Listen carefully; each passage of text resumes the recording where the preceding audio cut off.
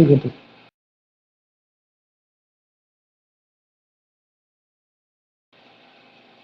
नमस्कार। ऑनलाइन कितने है वो? नमस्कार, सभी ने अपने अपने मोबाइल को चालू कर लिया होगा। तो आज हम कक्षा 12 भूगोल विषय का पहला पाठ है प्रकृति एवं विषय क्षेत्र। प्रकृति किसकी? मानव भूगोल की प्रकृति एवं विषय क्षेत्र, उसकी जानकारी लेंगे।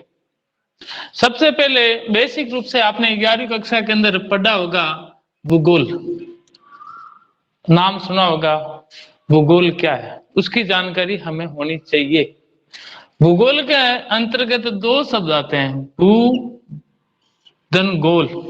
भू यानी कहते हैं पृथ्वी को, और गोल है गोलाकार, अर्थात पृथ्वी गोल है, वही भूगोल है। भूगोल शब्द अंग्रेजी के ज्योग्राफी शब्द से बना है। किस भाषा के? अंग्रेजी भाषा का ज्योग्राफी शब्द था, जिससे भूगोल की शब्द की रचना हुई। ये सारी चीजें हमने 11वीं कक्षा के अंदर पढ़ी थी, लेकिन कुछ सामान्य जानकारी के लिए हमें वापस पुनः इसकी पुनरावृत्ति कर रहे हैं कि मानव भूगोल, प्रकृति और विषय क्षेत्र। मानव भूगोल यानी सबसे पहले भूगोल, भूगोल दो शब्दों से मिला हुआ है, भू और गोल से। भू कर देता है पृथ्वी, और गोल यानी गोल होती है, अर्थात पृथ्वी गोल है। पृथ्वी का आकार कैसा है? गोलाकार है, जो अपने अक्ष पर घूमती है, ये आपको जानकारी है। तो भूगोल शब्द अंग्रेजी भाषा के ज्योग्राफी शब्द से बना है। अब बात है अंग्रेजी भाषा का ज्योग्राफी शब्द वो किससे बना है? अंग्रेजी भाषा का जो ज्योग्राफी शब्द है वो लैटिन भाषा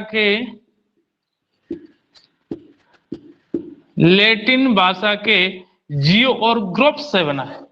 जियो और ग्रोप्स, जियो कर देता है पृथ्वी और ग्रोप्स कर देता है अध्ययन करना, अर्थात पृथ्वी का अध्ययन किया जाए, पृथ्वी का वर्णन किया जाए, पृथ्वी का ज्ञान प्राप्त किया जाए, उसी को बोलते हैं ज्योग्राफी। ठीक है, जिसके अंदर पृथ्वी का अध्ययन किया जाए, पृथ्वी का ज्ञान प्राप्त किया जाए, पृथ्वी का वर्णन किया जाए, वो कहलाता है ज्योग्राफी। ये मोटी मोटी बातें थी, ये बेसिक बात थी भूगोल शब्द की उत्पत्ति की, जो हमने 11वीं कक्षा के अंदर इसका विस्तृत अध्ययन किया था, अब सामान्य किया है। अब आगे बात आती है, कोई भी भाषा हो या कोई भी खोज हो या कोई भी किसी प्रकार का कार्य हो, उसको करने वाला होता है। तो उसी प्रकार से इस भूगोल के भी एक जनक थे, तो वो थे इरिस्टोनीज, जिसको विश्व भूगोल का जनक कहा जाता है। विश्व भूगोल का जनक कौन है? इरिस्टोनीज। तो यहां भी क्वेश्चन बनता है, जियोग्राफी में किसका अध्ययन किया जाता है? पृथ्वी का अध्ययन किया जाता है। विश्व भूगोल के जनक कौन थे? तो विश्व भूगोल के जनक थे इरिस्टोनीज। अब हमें ज्ञान हो गया है, हमें पता चल गया है कि विश्व भूगोल का जनक होता है, तो भारत की भी भूगोल बनी थी, इसको भी कोई बनाने वाला होगा। तो भारतीय भूगोल के जनक थे, वो थे जैक्स रेनेल। जैक्स रेनेल, इनको भारतीय भूगोल का जनक कहा जाता है, जैक्स रेनेल को, और विश्व भूगोल का जनक कहा जाता है इरिस्टोनीज को। दो बात होगी। तीसरी बात है कि आधुनिक भूगोल है, वर्तमान में जो भूगोल हम पढ़ रहे हैं, इसका भी कोई ना कोई जनक हुआ होगा। तो आधुनिक भूगोल के जनक थे, वो थे फ्रेडरिक रेडज़ेल। फ्रेडरिक रेडज़ेल को आधुनिक भूगोल के जनक कहा जाता है। फ्रेडरिक रेडज़ेल, जिन्होंने एक पुस्तक लिखी थी, उस पुस्तक का नाम था एंथ्रोपा जियोग्राफिया। एंथ्रोपा जियोग्राफी, ये रेडज़ेल की पुस्तक थी। सबसे पहले इस पुस्तक में ही रेडज़ेल ने भूगोल का वर्णन किया है कि भूगोल क्या होती है, कैसे होती है, क्या क्या होता है। तो यहाँ भी क्वेश्चन बनता है, आधुनिक भूगोल का जनक कौन कहलाता है? फ्रेडरिक रेडज़ेल कहलाता है। उनकी पुस्तक का नाम क्या था? एंथ्रोपा जियोग्राफी। अब बात आती है, जैसे जैसे समय चलता रहा, भूगोल का विकास वैसे वैसे बढ़ता रहा, तो उस अलग अलग भूगोलवेताओं ने भूगोल की अलग अलग परिभाषा दी। सबसे पहले इसकी परिभाषा दी थी रेटजेल ने, पूरा नाम था फ्रेडरिक रेटजेल, जो जर्मनी के रहने वाले थे।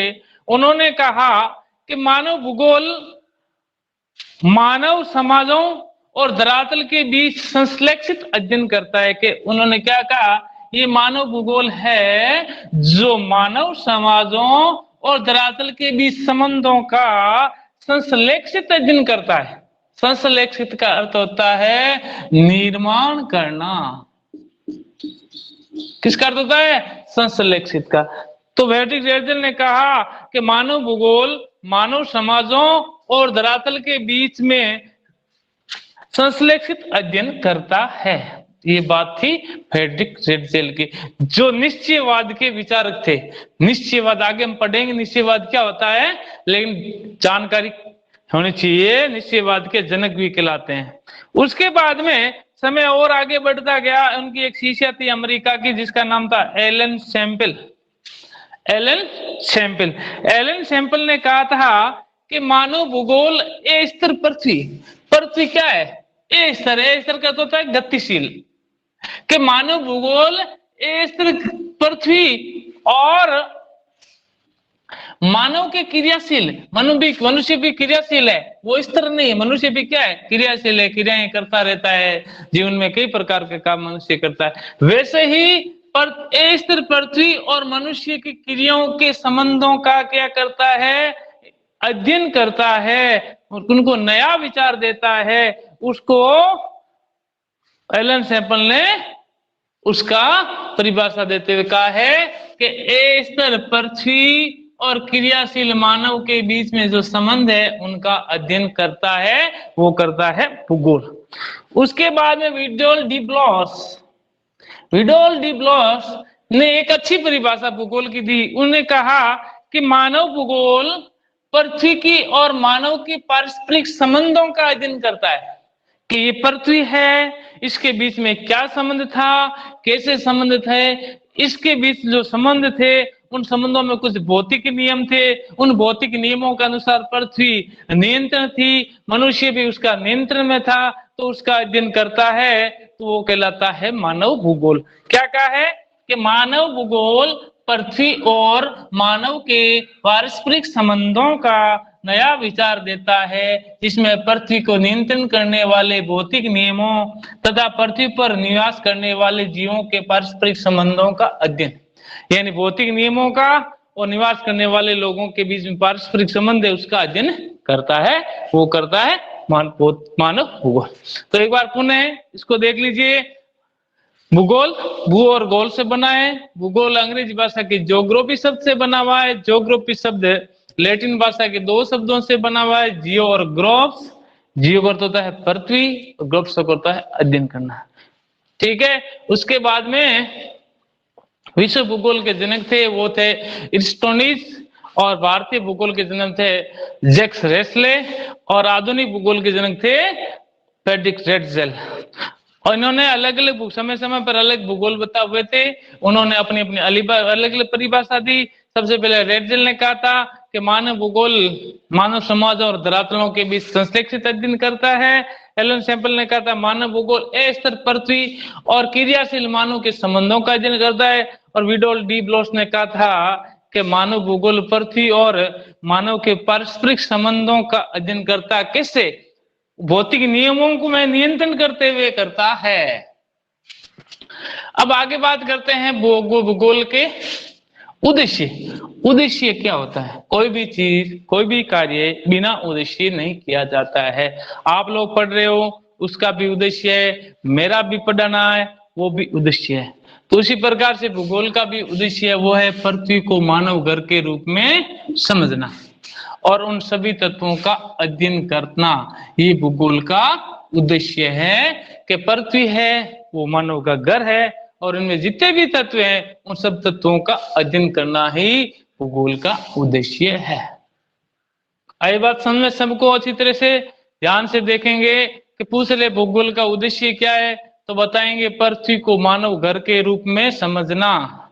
पृथ्वी को मानव घर के रूप में समझना व उन सभी तत्वों का अध्ययन करना ही भूगोल का उद्देश्य है।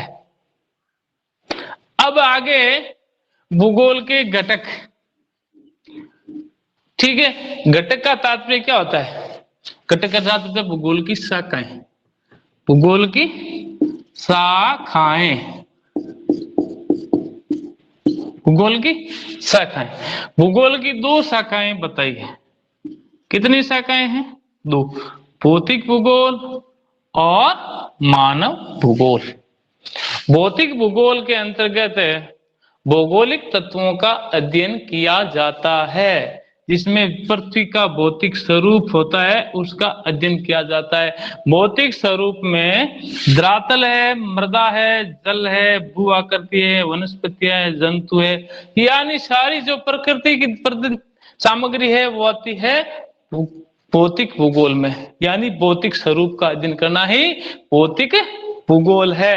और मानव भूगोल दूसरा इसका घटक है, जिसके अंदर मानव भूगोल और मनुष्य के बीच में जो मध्य क्रियाएं होती है वो उसका अध्ययन करता है, वो करता है मानव भूगोल में। किसमें? मानव भूगोल में मनुष्य और पर्यावरण के मध्य संबंधों का अध्ययन करना। आपने परिभाषा भी थी, फ्रेडरिक एर्जल ने कहा था मानव भूगोल मानव समाजों और धरातल के मध्य संश्लेषित अध्ययन करता है। तो वैसे ही मनुष्य और पर्यावरण के मध्य क्रियाओं का अध्ययन कौन करता है? मानव भूगोल करता है। जैसे घर, गांव, सड़क, नहरें, रेल, हवाई जहाज, खेत, दवाइयां इत्यादि, ये सारी किसके सामग्री पर्यावरण प्रकृति की है, और बनाने वाला कौन है? मनुष्य। तो मनुष्य और प्रकृति के बीच में संबंध हुआ, उन संबंधों का अध्ययन किया, वो कहलाया मानव भूगोल। आगे बताया कि भौतिक पर्यावरण तथा मानव दोनों में परस्पर अन्योन्य क्रियाएं होती है, कि ये हमारा पर्यावरण है और मानव है, दोनों के बीच में अन्योन्य क्रियाएं, अन्योन्य क्रियाएं, अन्योन्य क्रिया किसको कहा जाता है? यानी एक दूसरे को प्रभावित करना, यानी एक दूसरे को बिना स्पर्श किए हुए एक दूसरे को बिना स्पर्श किए हुए प्रभावित करना। एक दूसरे को बिना स्पर्श किए हुए क्या करना? प्रभावित करना ही क्या कहलाता है? अन्योन्य क्रियाएं कहलाती है। यानी जैसे मैं पढ़ा रहा हूं तो आप पढ़ रहे हो, ठीक है, तो मेरे पढ़ाने के तरीके से आप प्रभावित हो रहे हो सकता है आप समझ रहे हो सकता है नहीं समझ रहे हो सकता है मेरी बात आपको समझ आए या नहीं है, लेकिन प्रभावित जरूर हो रहे हो। तो ये क्या है कि भौतिक पर्यावरण तथा मानव दोनों में परस्पर जो अन्योन्य क्रिया होती है, दोनों एक दूसरे को प्रभावित करते हैं, उसको कहते हैं भौतिक भूगोल, नहीं मानव भूगोल।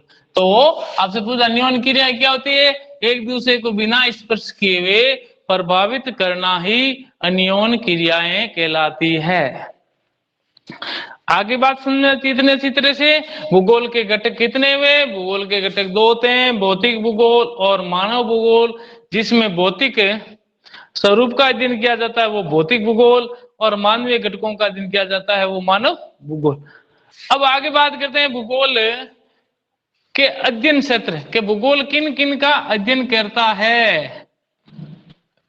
ठीक है, भूगोल किन किन का अध्ययन करता है? भूगोल सांस्कृतिक भूगोल का अध्ययन करता है। भूगोल सांस्कृतिक भूगोल का अध्ययन करता है। भूगोल सामाजिक भूगोल का अध्ययन करता है। भूगोल नगरीय भूगोल का अध्ययन करता है। भूगोल जनसंख्या भूगोल का अध्ययन करता है। भूगोल आवासीय भूगोल का अध्ययन करता है, और भूगोल आर्थिक भूगोल का अध्ययन करता है। आपसे पूछ ले मानव भूगोल के कोई 4 अध्ययन क्षेत्र बताइए, तो आप इनमें से लिख देना कोई 4। उसके बाद में मानव भूगोल के उप क्षेत्र, ये तो थे अध्ययन क्षेत्र। अध्ययन क्षेत्र के बाद में क्या है? उप क्षेत्र। उप क्षेत्र का मतलब है किन क्षेत्रों में भूगोल का दबदबा है। तो व्यवहारवादी भूगोल के अंदर कि मनुष्य एक दूसरे व्यवहार करता है, वो व्यवहारवादी आता है। सामाजिक कल्याण, सांस्कृतिक भूगोल, चिकित्सा भूगोल, ऐतिहासिक भूगोल और लिंग भूगोल, ये भूगोल के उपक्षेत्र हो गए। तो आपसे पूछ ले मानव भूगोल के अध्ययन क्षेत्र कौन कौन से वे, तो 6 में से लिख देना। मानव भूगोल उपक्षेत्र कौन से वे, ये 6 लिख देना। इसी प्रकार जितना आपने पढ़ा है उसका एक बार सार कि ज्योग्राफी शब्द लैटिन भाषा के जियो और ग्रोप से बना हुआ है, जिसका अर्थ है पृथ्वी का अध्ययन करना। इसकी परिभाषा सबसे पहले फ्रेडरिक ड्रेटजेल ने दी थी। फ्रेडरिक ड्रेटजेल जर्मनी के रहने वाले थे। उन्होंने अपनी एक पुस्तक लिखी थी एंथ्रोपा ज्योग्राफिया। उस पुस्तक में ही भूगोल का उन्होंने अच्छी तरह से वर्णन किया। उन्होंने कहा कि मानव भूगोल है मानव समाजों और धरातल के मध्य संश्लेषित अध्ययन करता है। फिर उनकी एक शिष्या थी अमेरिका के एलन सैंपल, उसने कहा भूगोल है वो मानव के चंचल मन और अस्थिर पृथ्वी का अध्ययन करता है, यानी अस्थिर पृथ्वी और क्रियाशील मानव के संबंधों का अध्ययन करता है। फिर विडोल डी ब्लोस थे, उन्होंने कहा था मानव भूगोल पृथ्वी और मानव के क्रियाशील संबंधों का अध्ययन तो करता है, करता कैसे, भौतिक नियमों और एक दूसरे को नियंत्रण करते हुए करता है। भूगोल का उद्देश्य क्या है, पृथ्वी को मानव घर के रूप में समझना और उसका अध्ययन करना। और भूगोल घटक में दो होते हैं, भौतिक भूगोल और मानवीय भूगोल। भौतिक भूगोल में भौतिक तत्वों का अध्ययन किया जाता है और मानवीय भूगोल में मानव का दिया जाता है। भूगोल के अध्ययन क्षेत्र में सांस्कृतिक, सामाजिक, नगरीय, जनसंख्या, आवासीय, आर्थिक, फिर आता है भूगोल के उपक्षेत्र व्यवहारवादी, सामाजिक, सांस्कृतिक, चिकित्सा भूगोल, ऐतिहासिक भूगोल, लिंग भूगोल। इस प्रकार से ये आपके जितना इतना पढ़ाया वो अच्छी तरह से अपनी कॉपी में, बाजार से कॉपी ला करके सुंदर लेख लेख में नोट्स बनाने, और नोट्स बनाने के साथ में इसमें जो प्रश्न बनते हैं वो प्रश्न भी बनाने हैं। आगे करते हैं हम थोड़ा सा।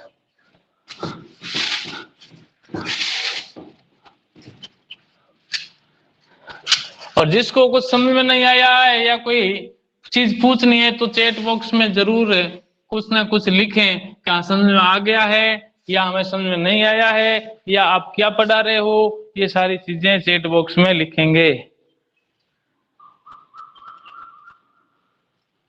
चैट बॉक्स में कोई भी नहीं लिख रही है, चैट बॉक्स में जरूर लिखना। चैट बॉक्स में मैसेज लिख सकते हैं।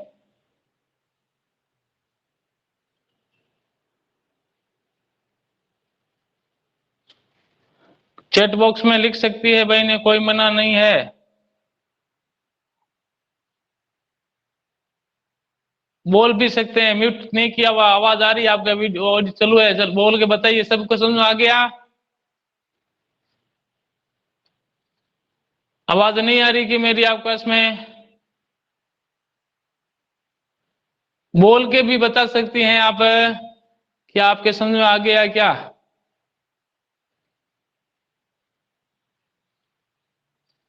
आपकी आवाज म्यूट नहीं की हुई है, चालू है, आप बोल के भी कह सकते हैं, मैसेज नहीं लिखना चाहती हो तो।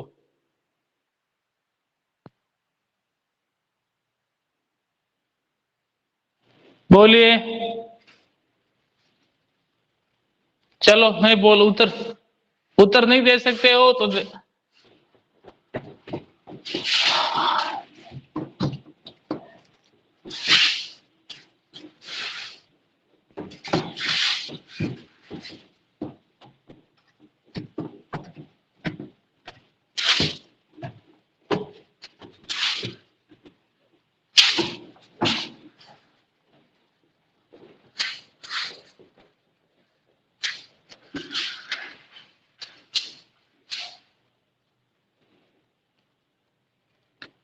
हेमलता,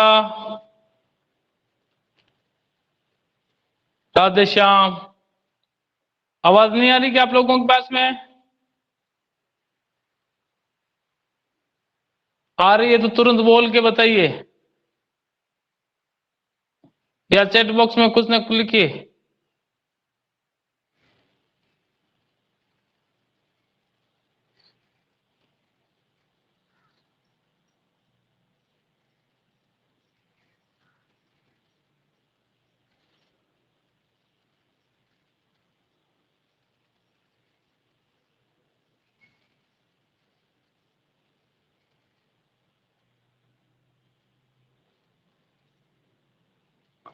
आगे बढ़ाएं।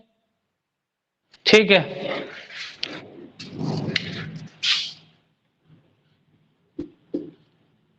मानव भूगोल की विचारधाराएं।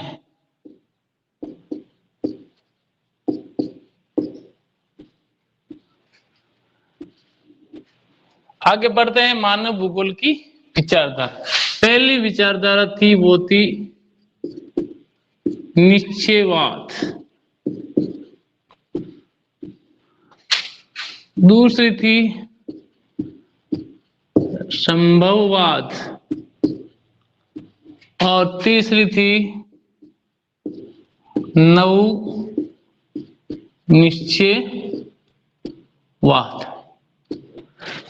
तो भूगोल होता ने मानव भूगोल की तीन विचारधारा हमारे सामने पेश की थी। पहले थी निश्चयवाद।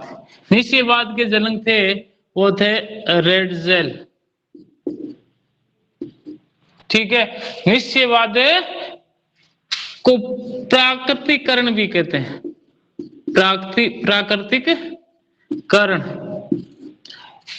ठीक है, तो निश्चयधारा की विचारधारा दी थी फ्रेडरिक रेडजेल ने और विचारधारा नाम था निश्चयवाद। निश्चयवाद निश्चय यानी प्रकृति के अनुरूप कार्य करना, प्रकृति का दास बनना।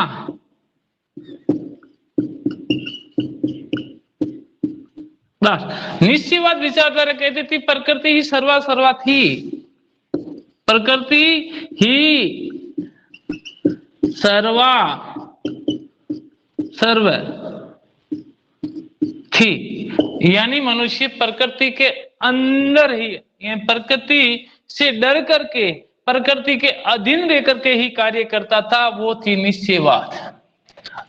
यानी प्रकृति से मनुष्य डरता था, आंधी तूफान आते थे, बिजलियां कड़कती थी तो मनुष्य उससे डर करके छुप जाता था, उसको कहा जाता था निश्चयवाद। इसके जनक थे फ्रेडरिक रेडजेल, जिसको कहा जाता है प्राकृतिकरण, यानी प्रकृति के अधीन रह करके कार्य करना, प्रकृति के अनुरूप रहकर कार्य करना, प्रकृति के दास होना और प्रकृति सर्वा थी। ये निश्चयवाद की विशेषताएं थी। दूसरा था संभववाद, विडोल डी लोब्लॉस, ये संभववाद के जनक थे। संभववाद का इसका प्रकृति का मानवीकरण हो गया,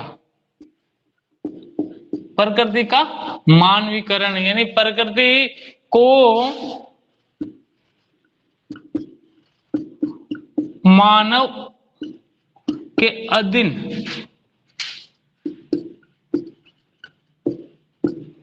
हो जाना। कारण क्या था कि नई तकनीकी और नई खोजों के कारण, यानी दूसरी विचारधारा हमारे पास में थी संभववाद, जिसके जनक थे विडोल डी ब्लॉस। इस संभववाद का दूसरा नाम था प्रकृति का मानवीकरण करना, यानी नई तकनीकी और नई ज्ञान, नई खोजों के कारण प्रकृति को मनुष्य ने अपने अधीन कर लिया। इसमें मनुष्य प्रकृति के अधीन था, लेकिन यहाँ प्रकृति मनुष्य के अधीन होगी, प्रकृति मनुष्य के अधीन हो गई। अर्थात कारण क्या था अधीन होने का? नई तकनीकी, नई खोजें होने के कारण प्रकृति को मनुष्य ने कुछ गिनना ही प्रारंभ बंद कर दिया। ठीक है, हर कोई प्राकृतिक आपदा आती उससे पहले ही घोषणा कर दी जाती कि यह होने वाला है। ठीक है, बारिश आने वाली है, 24 घंटे आने, तूफान आने वाला है, या ये होने वाला, तो इसको कहा जाता है संभववाद है, यानी प्रकृति का मानवीकरण होना। इसके अंदर तो मनुष्य प्रकृति के अधीन रहता था और इसमें प्रकृति मनुष्य के अधीन रहती थी। दो विचारधारा होने के बाद में तीसरी विचारधारा का जन्म हुआ,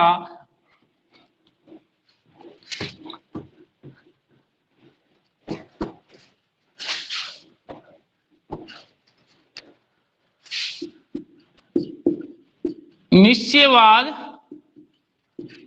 और संभववाद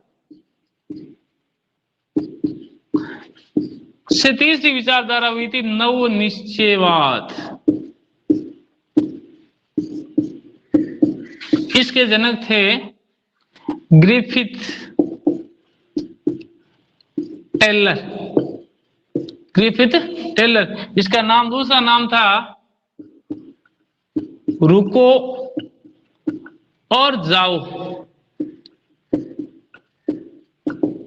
रुको और जाओ, इस विचारधारा का दूसरा नाम क्या था? रुको और जाओ, जिसको नव निश्चयवाद कहते हैं। और इसके जनक थे ग्रिफिथ टेलर। ये उत्पत्ति किससे हुई थी? निश्चयवाद और संभववाद।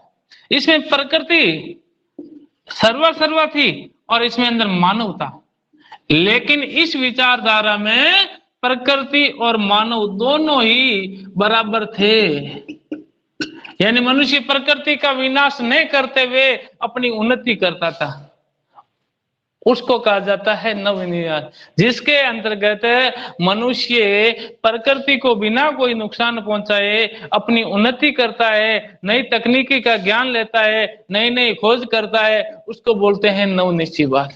और नवनिश्चयवाद के जनक कौन थे? Griffith Taylor. तो एक बार पुनः देख लेते हैं मानव भूगोल की विचारधाराएं कितनी थी। तीन विचारधाराएं हमारे पास में भूगोलविदों ने प्रस्तुत की थी, निश्चयवाद, संभववाद और निश्चयवाद। निश्चयवाद के जनक कौन थे? फ्रेडरिक ड्रेडजल। संभववाद के जनक कौन थे? विडोल डी लोबलॉस। और नव निश्चयवाद के जनक थे ग्रिफिथ टेलर। इसका दूसरा नाम था रुको और जाओ। रुको और जाओ। तो इसी प्रकार से इसमें प्रकृति और मानव दोनों ही सर्वा थे। इसमें प्रकृति थी, इसमें मानव था। तो आज का जो लेसन है हमने इतना कंप्लीट किया है, वो अच्छी तरह से मेरे ध्यान में सभी बहनों और भाइयों को समझ में आ जाना चाहिए। जिनको समझ में नहीं आया है वो कमेंट बॉक्स में पूछ सकते हैं। और इस जितना भी किया है अच्छी तरह से इसके नोट्स बनाने, इसके प्रश्नोत्तर बनाने और कॉपी के अंदर करना है। और जिसको कुछ पूछना है आप चैट बॉक्स में जरूर लिखिए कि ये हमें समझ में नहीं आया।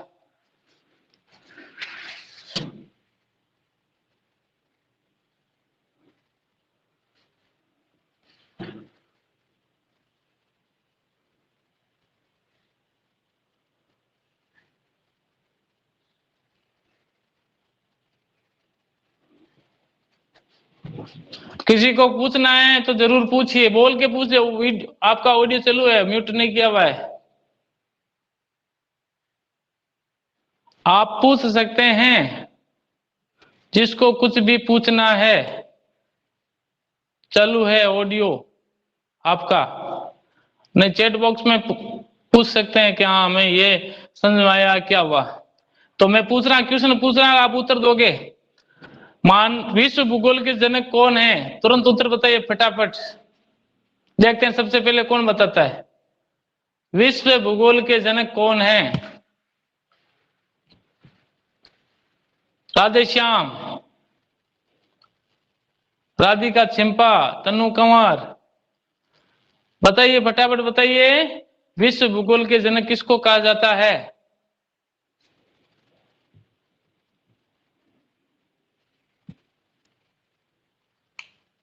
मैसेज लिखना नहीं आता है क्या? चैट बॉक्स में जरूर चैट लिखिए। विश्व भूगोल के जनक किसे कहा जाता है?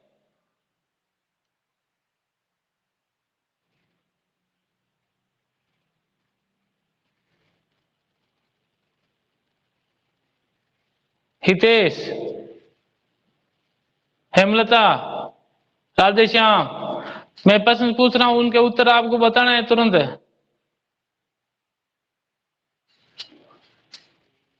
तो ठीक है, मैं अब क्लास पूरी कर रहा हूं। हेमलता लखा, बहुत बढ़िया, शाबाश। और भारतीय भूगोल के जनक किसे कहा जाता है? भारतीय भूगोल के जनक किसे कहा जाता है? जैक्स टेनल नहीं, रेनेल है, रेनेल। टे नहीं है, र है यहां पर। तनु कंवर, रेनेल। आधुनिक भूगोल का जनक किसे कहा जाता है?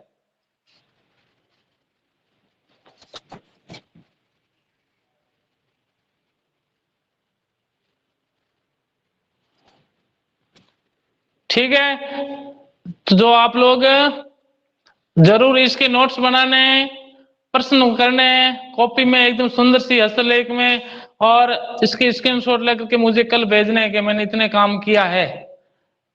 ठीक है, सभी भैयाओं को और अपनी बहनों को जो है ग्रुप में उनको बताना जरूर कि क्लासें चल रही है और क्लास का फायदा उठाइए। सभी अपनी अपनी बहनों को सूचना कर देना, और नहीं तो अपने विद्यालय का जो दिया हुआ है ना लिंक, उनको शेयर कर देना आप। हो सकता है विद्यालय से सूचना उनको पास पहुंचे नहीं, हमने जोड़ तो दिया लेकिन कईयों के नहीं पहुंचे, तो आप भैया बहन उनको जरूर तुरंत उनको भेज देना, और उनको कह देना क्लासें चल रही, कंप्यूटर की भी लगेगी कल से, आज भूगोल की लग रही है, इंग्लिश की भी लगेगी, सभी विषयों की लगेगी, सबको सूचना कर देना। ठीक, आज की क्लास यही समाप्त होती है। वंदे मातरम, सबको काम करना है।